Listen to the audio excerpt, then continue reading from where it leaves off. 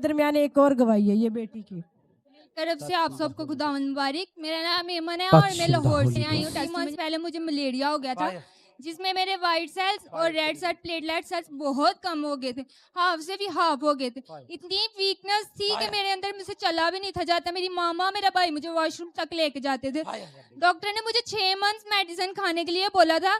2 months मैंने सिर्फ medicine खाई, लेकिन जब मैं यहाँ पर आई तो जब मैं यहाँ पर एंटर हुई ड्यूटी पर, मैं 8-10 लोगों में सांस नहीं थी ले सकती। और जब मैं यहाँ पर इतने सारे लोग थे और मैं नॉर्मली सांस ले रही थी। और जब पापा जी ने ऑयल लगाया मेरे ऊपर तो तब मैं हील होगी। जो लोग मुझे ये कहते थे अमन तुम्हें क्या हुआ है, तुम्हें क्या हुआ है, वो लोग मुझे ये पूछने लगे कि तुमने कौन सी मेडिसिन खाई है जो तुम ठीक हो गई हो। जोर से ताली बजाओ यीशु मसीह के लिए। हालेलुया। ਵੇਖੋ ਜਦੋਂ ਯਿਸੂ ਮਸੀਹ ਸਾਹਾਂ ਠੀਕ ਕਰੇ ਤੇ ਵੈਂਟੀਲੇਟਰ ਦੀ ਲੋੜ ਨਹੀਂ ਪੈਂਦੀ। ਹਾਲੇਲੂਇਆ।